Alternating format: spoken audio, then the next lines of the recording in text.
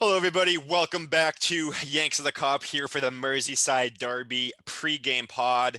I'm your host, Steven, always joined by my main lads, Andrew and Wahomie. But today we have a super special guest. He has his own YouTube channel, the Kop Council. It's Connor. Connor, thanks so much for coming on, joining us, man. How you doing? I'm doing very well, mate. Thank you for inviting me on. I do very much appreciate the invitation to come on. And looking forward to talking about the Merseyside Derby, even though I know a couple of people are going to be a bit nervous about this, but Hey, I'm still confident.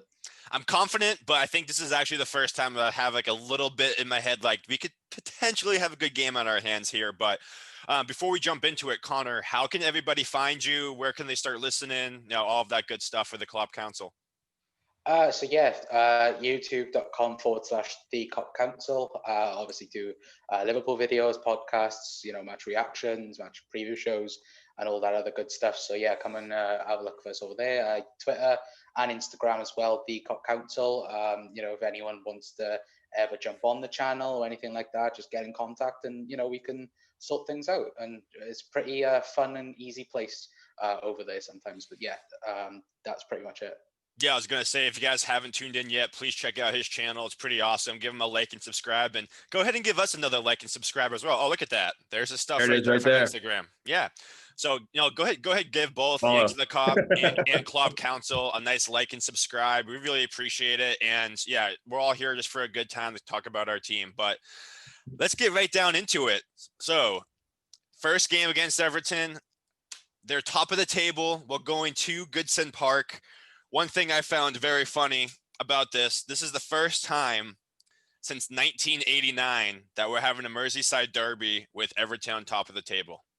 It's been 30 years or over that. Pretty crazy. But with that, we can't lie. They've been playing really good football. 4 wins out of 4, 7 out of 7 in all competitions. Right away, initial thoughts going into this game. Connor, I'll let you start. What are some of the things that you're going to keep an eye out for in this game? Well, I've had to laugh off the last 2 weeks, obviously, due to Liverpool's shocking performance against Aston Villa, if you can call it that, at least. And seeing a couple of Everton fans saying, the last time Villa beat Liverpool 7-2, they ended up winning the league. And I'm like, guys, we're only the 4th Premier League game at the minute. Don't get ahead of yourselves. Like, please don't. But, look, we can all joke. We can all have a laugh at Everton and things like this for past things. But to be fair to them, even though they probably have one of the worst goalkeepers in the league, in my opinion, Jordan Pickford, T-Rex or whatever else you want to pronounce him. But yeah, look, Carlo Ancelotti is doing a fantastic job there, already, improving that side from last year as well, attackingly anyway. They look absolutely fantastic going forward, especially with Richarlison and, James Rodriguez as well. What a signing he was as well. But, in terms of being afraid of them, I'm not afraid of them, if you want to call it that, because, just watching, I think they beat Palace, didn't they, 4-2 or something like that. And it could have easily been, 4-3, 4-4, could have even been more each side. So in terms of Liverpool, I'm very confident we'll be able to score multiple goals against them. It's just, with Liverpool at the minute, it's all about defence. So I'm not really worried of Everton that much. But, Ancelotti's doing bits there at the minute, and I probably rate Ancelotti in the top 3 managers in the Premier League anyway, in my personal opinion. I would agree with you, and I just think the Klopp versus Ancelotti matchup's pretty intriguing to me. I mean, ever since Ancelotti took over Napoli, it seems like anytime we play his squad, we always have a good matchup against them.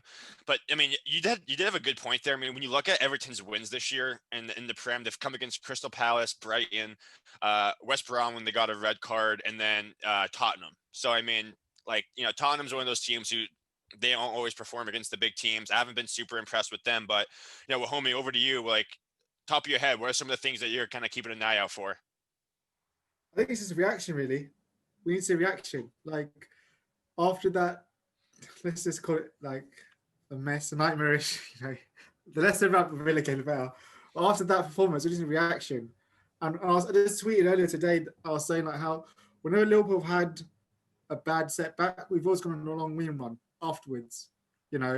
and I'm backing that to start the Saturday. So I'm looking forward for reaction from the players because, I remember that in the Villa game, Milner and Henderson got hurt from that defeat, so they wouldn't have, although they didn't really, Henderson didn't play, they still were hurt from that. So I'm expecting, the players to come out and actually show a performance. So I'm not after the usual tepid performance to get away to Everton normally that we had under Klopp. I'm after like instantly impress ourselves in the game and look to control the midfield and get Thiago on the ball and start dictating the play. Because that's the best way. The best way to limit Adrian is to control the ball. The less chances he has to face the ball, the more chance like we're going to be able to stop damage limitation. I'm just curious to see what lineup Klopp plays. Like, what's he going to do in midfield and defence? Because does he trust Gomez to start again after how bad he was against Villa, or does he play Fabinho back there? I don't know about Matip because I didn't see him in the training pictures today, so I don't know if what's going on with him. He wasn't on the training pitch. Are you serious? Not today. Apparently, someone said he wasn't there, and I never saw him in the photos. Oh my god! If he's injured again, man, I don't know what I would do. I don't know if he's injured again, but he may still just be coming back, working his way back. Yeah, I don't know, but that's what someone said, and I know it's on the photos, so I'm not 100% sure. So then I'm also looking at midfield, like what midfield is going to go with. My fear was because someone did say like because of Thiago's lack of minutes, he might go for the Henderson, Fabinho, Gini midfield, and I'm like no, because if Thiago plays. We do that, we're going there to defend again, and we're not going there to win, because every time we play that midfield, we don't win there. So I'm just looking forward to the reaction, to be honest, for the players and for them to come out and show why we're champions, because we always talk about mentality giants, and if we're monsters, we need to bounce back from this, because it's a must-win for me. We see playing Villa of Arsenal later on in the evening, and I think Arsenal will get a draw off them because De Bruyne's not playing. We've got to win. Saturday, it's a must-win. And shut the Everton, because I'm sick and tired of them already acting as if, I was hearing players saying that who's better, Calvert-Lewin or Salah? Like, what? Dude, Calvert-Lewin. Yeah, go ahead. Hey, they're great at banter, man. I'll give them that. They they know how to say these ridiculous comments. Yeah, you're hearing them saying, "Oh, they've got better head-to-head as well." Like in terms of players, like how many players are getting Liverpool Everton team? They're putting more Everton players in. So they need to shut them up. No, it's absurd, man. Like I saw a video after we lost to Villa, and I said this on the last pod, but like a Everton fan, there's a woman drove her son outside of Anfield and had him stand like in an Everton jersey out front, like yelling and screaming because we lost 7-2 in week 4 of the season. I'm just like, that is the definition of loser mentality right there. But I'm just saying, like, this is not going to be an easy game, especially at Goodson Park. The last 3 times we've played them there have ended in a 0-0 draw, and 7 of the last 8 games in general against Everton have ended in draws. So I don't think it's going to be that easy of a game. But Andrew, what are you keeping an eye out for? I just think that this is probably one of the most formidable Everton sides that we've seen in a while. I mean, they're also probably the most complete Everton side that we've seen in a while. I mean, they have great wing backs and Dean and Seamus Coleman.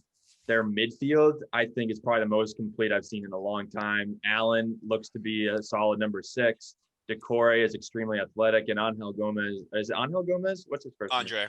Andre Gomez. Is just a box-to-box midfielder. So, I mean, they're pretty solid in there.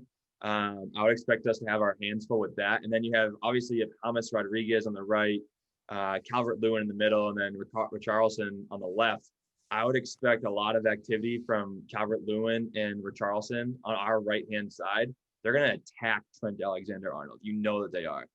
I would also expect Andy Robertson to shut down James Rodriguez pretty efficiently. So it's just going to be a dogfight. I mean, they have a chip on their shoulder. It's a Merseyside. It's going to be a proper derby. And I'm looking forward to it, man. Klopp against Ancelotti is just not going to disappoint. Well, I mean, I hope to God that Robertson can shut down Rodriguez, because ever since they got him, he's their engine in the midfield. I mean, I know they have Allen in there, they have Decore in there, and Andre Gomez. By the way, Coleman, Gomez, and Allen are all back and healthy, so they're all going to play for sure. But Rodriguez is the guy who makes them tick. He is the guy who's putting in these crazy balls. He's the guy that's getting everything going. I mean, Connor, how concerned are you about the impact that he has? And just, I mean, I don't think it's going to be that easy of a job for Robertson to shut him down. Well, I think it depends realistically what Everton do. Because I have a feeling, they've played 4-3-3 quite a lot this season already. It'll be really.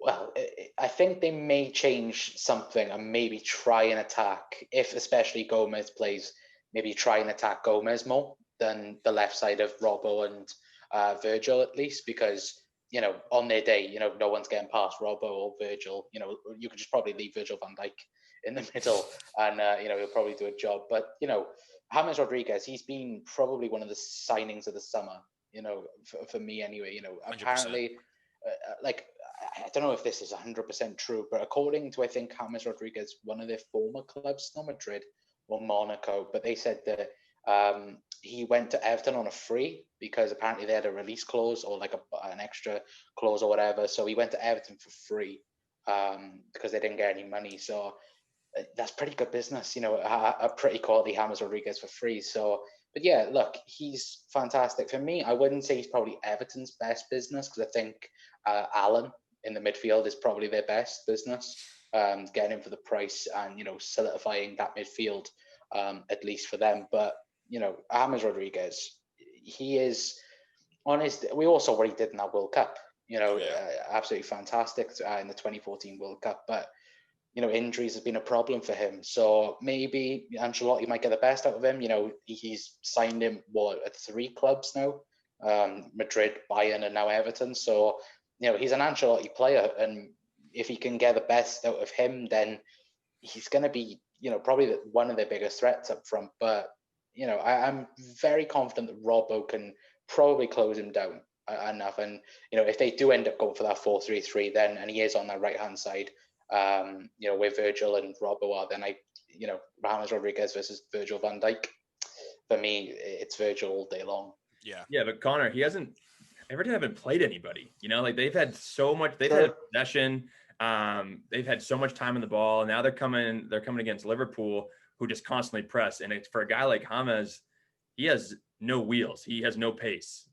So I mean, I think he's gonna have his hands full. I really do. And you have to remember, we played Rodriguez at Bayern, and we shut him up. Yeah, them exactly. He won there. He played. He was anonymous the whole game and couldn't get in the game. So, no, he's a good player, no doubt about it. But we shut him down before. So that's the same players, and they had to handle him. We did it before. So, the lack of pace thing for him will make it easy against Robbo and Henderson and Van Dijk because they know he's not going to outrun them. So that's why I think they're going to change system, and they're probably going to have Richarlison and Calvert-Lewin just bombing forward as a 2 and then put Rodriguez behind to just put the balls over the top. Well, I think it's going to be important going off of what you guys just said. What I hope to see is in the first 10 minutes, I want to see a Liverpool player go into a hard tackle on him. I just let him know right away, like, we're not going to give you anything easy. I'm not saying anything dirty. I'm just saying hard tackle, rough, nothing dirty, just either a hard body to body or coming in on a slide tackle and just letting them know, hey, nothing's going to be easy. And the perfect guy to do that's Robbo. He's full of shithousery. So does this have him send that message early? But you did bring up a good point there, Connor, with Allen in the midfield. And we saw it last game against Aston Villa. The midfield got completely outrun by Aston Villa. So, homie, now that their entire midfield's healthy, are you concerned at all with our midfield being able to match up? I know we're now healthy on our side, but I mean, who would your go-to midfield 3 be to kind of match theirs? Because they are playing well. I know they haven't played good competition, but they are playing well. Well, I think in that game against Villa, we missed Henderson's pace and and direction. So he was a big miss. And you also miss, like, Thiago doesn't get enough credit for his defensive side of the game. Like, he gets he's one of the best in Europe for deceptions, for pressing, win the ball back. So those two would play. I think the final position just depends on how Klopp's going to defense. If he plays Gomez, then I'll put Fabinho in midfield. If he's playing Fabinho at centre back, then I'd put Ginny there. And I think those 3 would match Everton's midfield for work rate and actually outrun them. Would actually keep the ball away from them as well, because we have to remember as well, Thiago's destroyed better midfields. So like he's done it twice to Chelsea, Barca, PSG, Lyon. He's done it to better midfields. So as good as Alan is, he's not faced a Thiago. He's not had to stop a level player of his caliber. So, and we signed Thiago for these kind of games to break down difficult teams that are going to be hard. And that's the reason why we signed him, because he's the, you give him 1 yard of space, he can do a pass that takes out 5 players, like he did against PSG in the final. So, look, full respect to Everton, their midfield is good, but I think like if we play those midfielders, our midfielders, we outrun them, outpace them, and we control the ball. And with Thiago, we will control the game of the ball, and that's the thing. So that's all we have to do is just keep the ball away from Everton.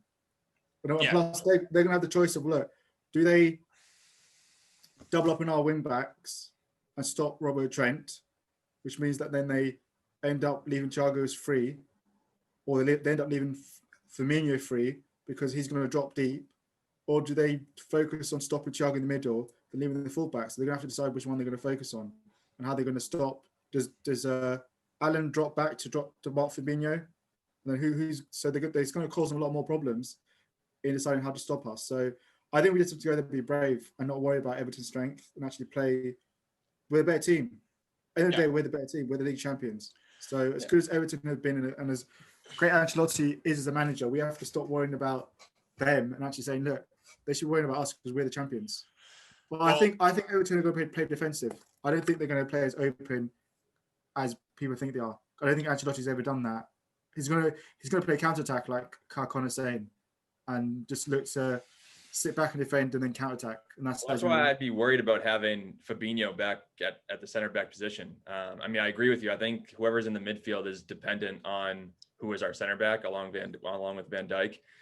And if Matip is injured and he's probably not going to start, then I think you kind of have to stick with Gomez, even though he's been abysmal so far this season, in my opinion. So if Ancelotti comes out with strictly a counter-attack in, you have to have Gomez in there. Fabinho doesn't have the pace. I think Gomez is stronger, better at a lot of those one-on-ones as well. So, yeah, I mean, it's going to be tough. It's going to be so hard. It's a chess match. It really is. Can I just argue that point where you said about Fabinho and that? Remember the Chelsea game when we all thought Timo Werner, Fabinho, and he had him in his back pocket. So the thing is with Fabinho, he reads the game so good that the pace doesn't matter because he does read the game that good. And then, I say that mine against Villa, I think Liverpool in disguise ended up turning up because no one did well that game. But look, it's either if Matip is, not ready, then it's obviously going to be between Gomez and Fabinho. Right. But, I think Fabinho can do that much of a good job, just reading the game. I think he could have, again, the likes of, Calvert-Lewin and Richarlison in his back pocket, for me anyway. I agree. I think it's a good point. Sorry, Steven. I think that's a good point because Calvert-Lewin has just been he's been very effective for Everton going forward. I mean, I think he's been the best striker in the league so far. He got another England cap over the past 2 weeks. So I think he would be, you're right, he would be an absolute handful for Gomez. And I do think, I completely agree with you. I think that Fabinho would suit him better, especially alongside Van Dijk. Yeah. So, I mean, you guys both, I was going to make both those points. I mean, number one, if Matip's healthy, I think he has to be the guy solely because of anytime you go up against Liverpool and you're the center striker, you're always going to go up against a guy partnering Van Dijk. And Calvert-Lewin is a very gifted, has a very gifted header.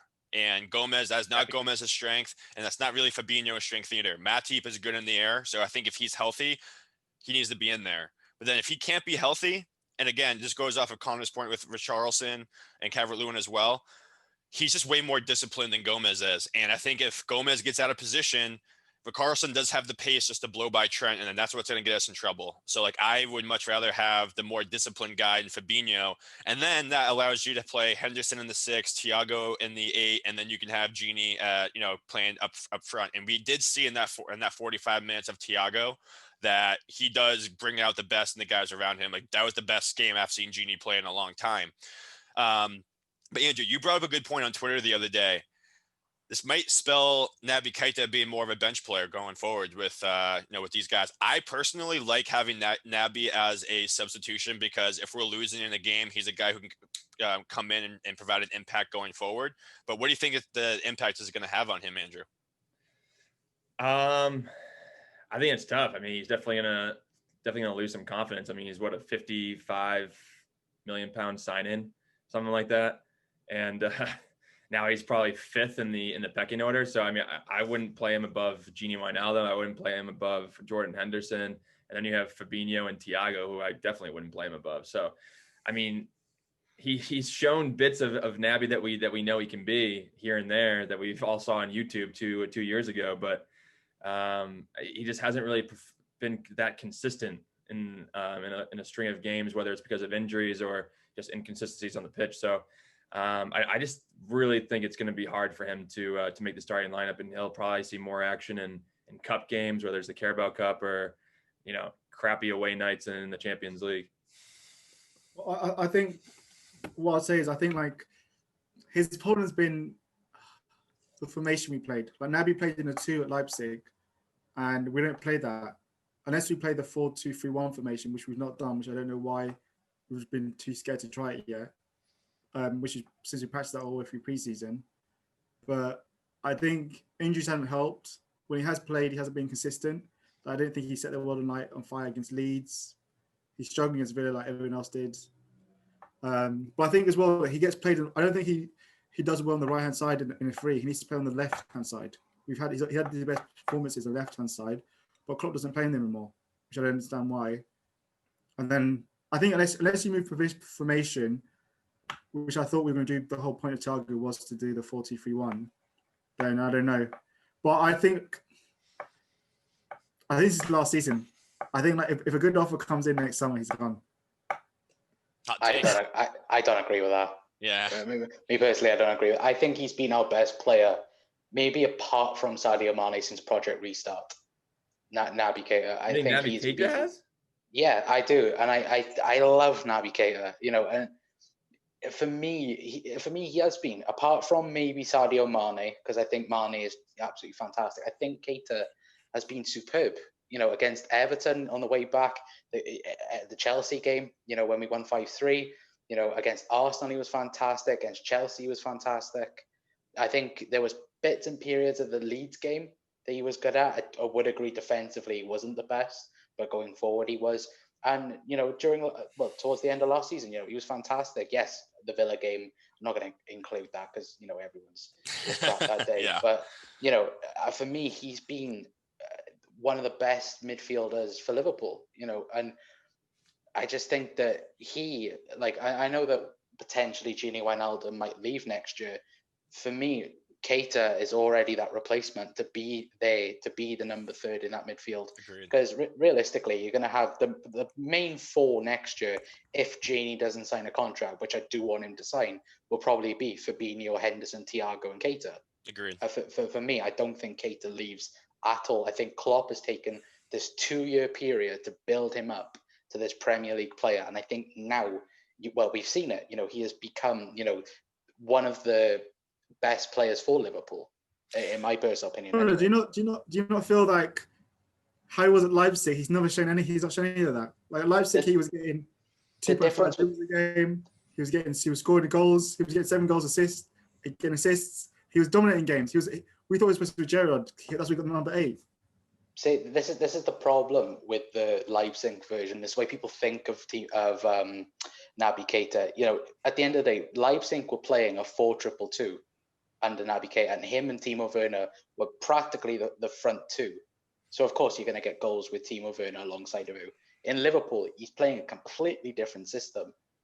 How many times the Liverpool midfielders, grab goals, for example? They are the sacrifice for this team. Robbo, Trent, they are the creators, and then the front 3 are, yes, the midfield has the goals to try and help with it, but that RB Leipzig Naby Keita and this Liverpool Naby Keita is 2 completely different players, in my personal opinion. So would you start him in a 4-2-3-1 in the 10?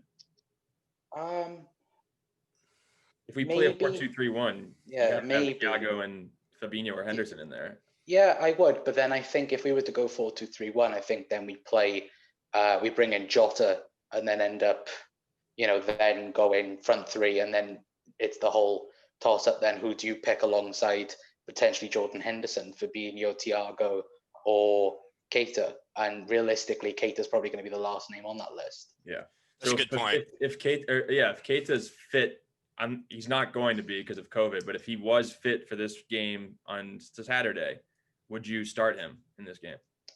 Yes. You would. With who? Potentially, I'd probably put Fabinho centre back and then put Thiago and Henderson in midfield. Yeah, that's kind of what I think too. But yeah, with Naby, I mean, I think it's two things for a reason why he hasn't really hit his full potential here. Number one is obviously his injury history. I think this is really the first year where he's had the fitness to actually go out and play, back-to-back games. But also number two, he's very good at winning the ball back. But like you said, Connor, I don't think he was used to Klopp's system and having to track back as much as he has, and that sort of a thing. I think when it came to the press, I think he had to learn his positioning on the press. Okay, if Genie goes and presses there, I need to fall back in here. And there was a really good clip. I forget what game it was. Yeah, there was a clip where you see him bombing forward, and all of a sudden you can see him. He's like, oh, wait, I can't go forward. I got to stop. And he literally just stops. And he got praised for it on Twitter. And I was just like, that is literally the reason why he's not playing. Klopp trusts Genie more in those situations because Genie's been in the system. And now that Keita's healthy, he's starting to get used to it. So I think by second half of the year, we might see more of a fluid rotation between Genie and Keita in that type of a role. But then the other, we don't want these guys to get burnt out either. I mean, we have a lot of games coming up, whether it's Champions League, FA Cup, whatever the hell it is. I mean, keep that rotation going. And now that we have that flexibility with Thiago and, like you said, Keita, I mean, the possibilities are pretty much infinite. Yeah. I just saw a stat that if Mane, Firmino, and Salah all play on Saturday, it's the first game they would have played away to Everton since Klopp joined. Yep. They've not featured together since Klopp joined. Yeah, it's pretty crazy. Yeah, I saw that stat today too. It's pretty wild. And I'm happy you brought that up because that's actually what I wanted to transition to next was, Bobby has been getting criticism for some of his performances in the league lately. Obviously, we saw, he did have a good performance with Brazil, had a couple of goals, but especially with how Jota's been playing, it's just one of those games that you potentially drop Bobby out and maybe give him a run, put Salah up top. I don't think that chemistry is there yet with Jota. I mean, yeah, he played well against Portugal. I thought he played decent against Aston Villa. He was a little threatening, and then I fear the game before that was, but he played really well. I would still keep Bobby. You got to keep him in there. It comes down to chemistry for me, and he's going to turn it around eventually. And what better game to do it against Everton? Yeah, and I also just think Salah's better on the wing. I don't like when he plays up top, but I did see that going around. But speaking of Liverpool's attack, one thing that's going to be huge for us is whether Yerry Mina plays or not for them, because Yerry Mina has been having a hell of a season so far defensively for Everton. But he's suffering from a leg injury right now, and all signs are pointing to him not playing.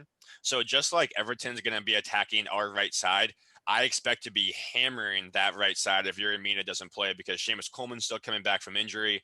Who knows if he's at 100% fitness yet?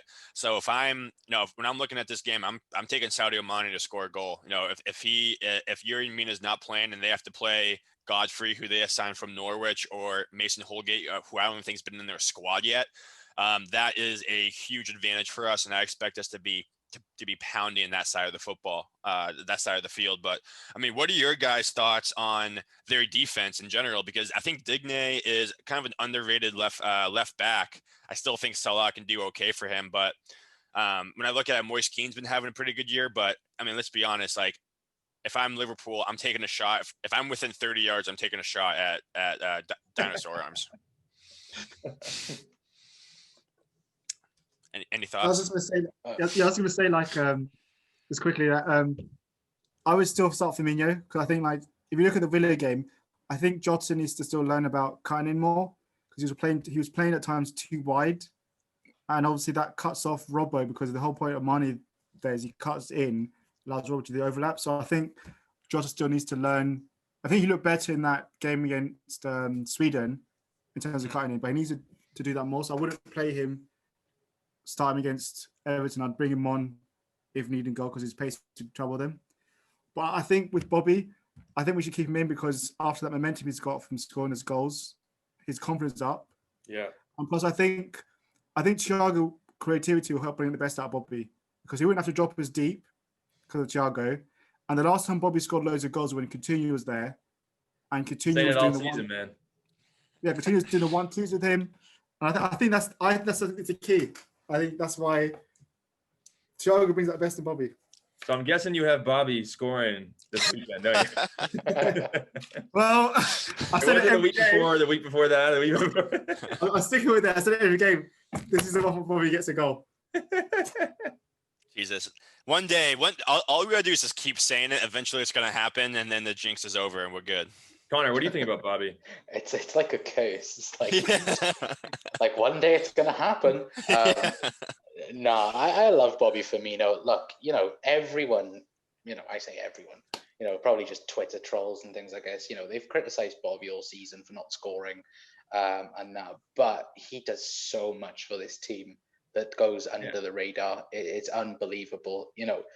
I got asked this question, I think last week, what does Bobby Firmino bring towards his Liverpool side? And it's like, just watch, and I always say this, watch the Super Cup final against Chelsea, watch that first half, and then watch 50 seconds of the second half. Liverpool go on to score.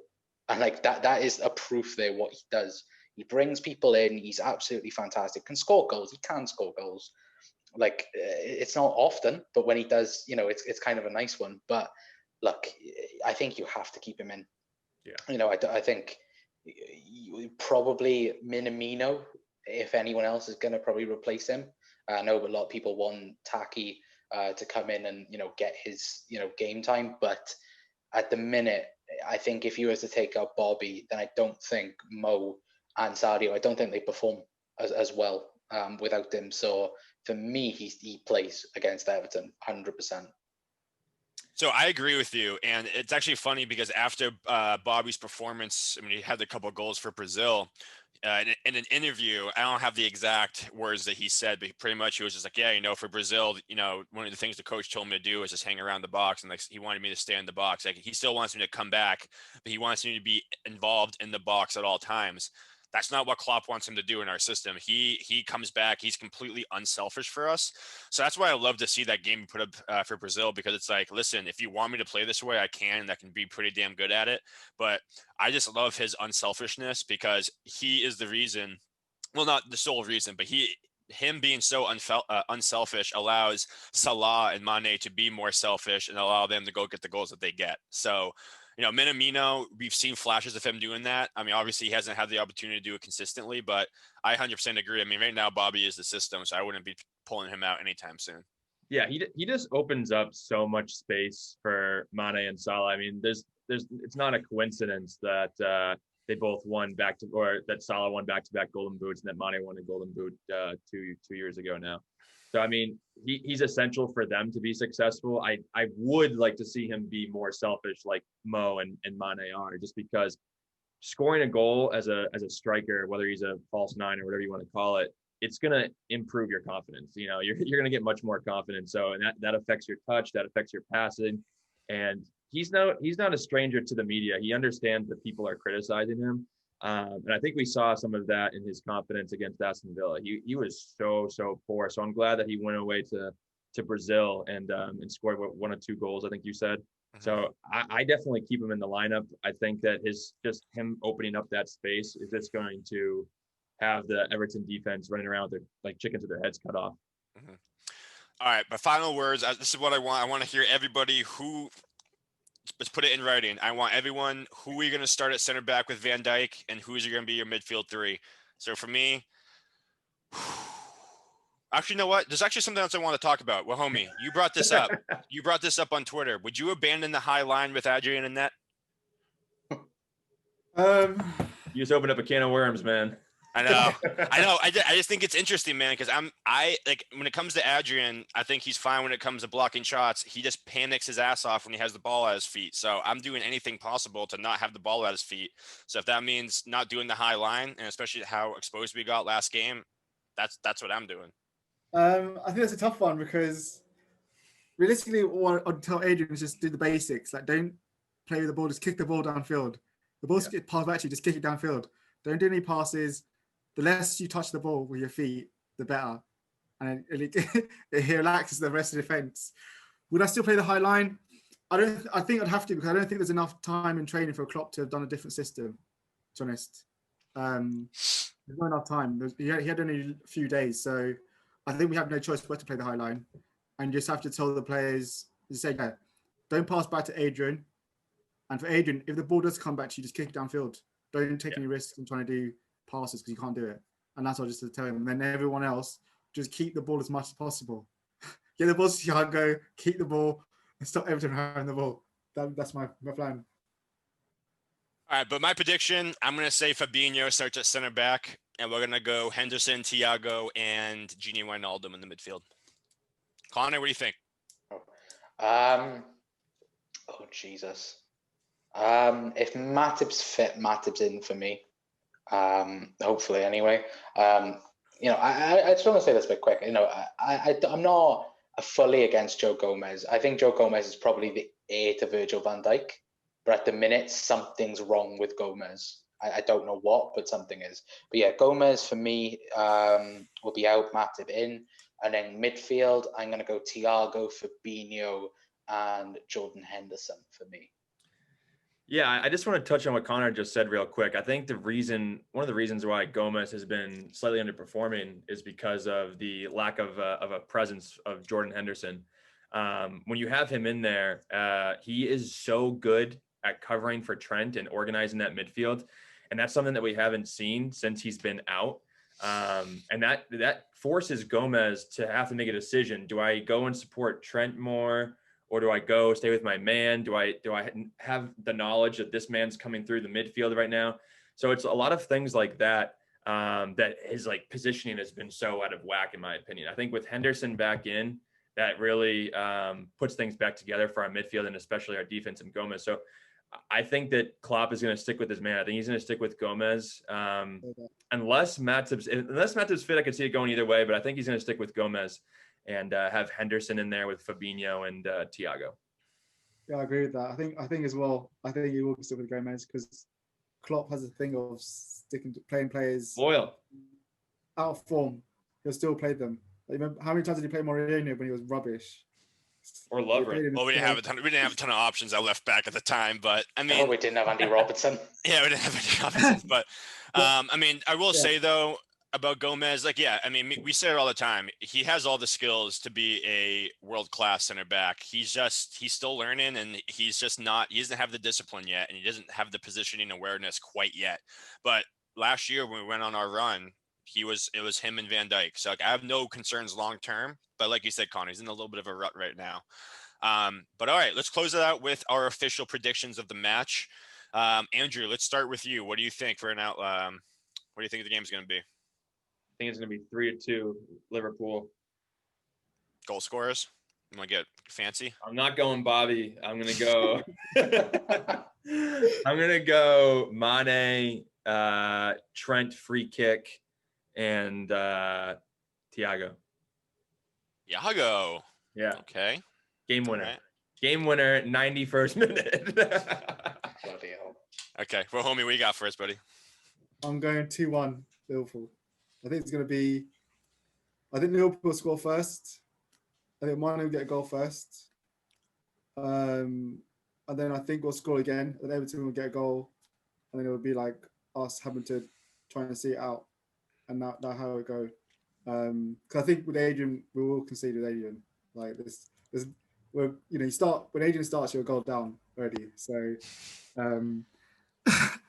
so as much as I want Adrian to do well, but I think 2-1. I think the second goal, You want to say it. He does. It's right in his head. He wants to say it. He wants to. I think Trent will get it. I think Trent will score a free kick. So I'll go with Mane and Trent getting a goal. All right. Bobby might surprise us. What do you got, Connor? Anyone else going Bobby? Could be the one. No. I'm gonna go. This may be a surprise. A 2-0 Liverpool win.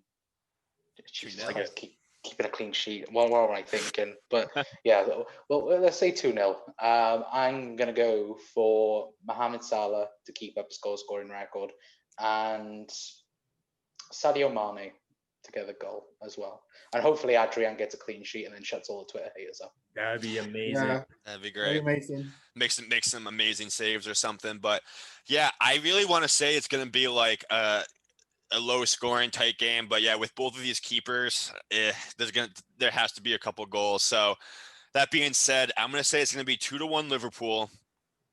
I think Calvert-Lewin will get one for Everton, and for us, Sadio Mane and Virgil van Dijk header off a corner for the victory.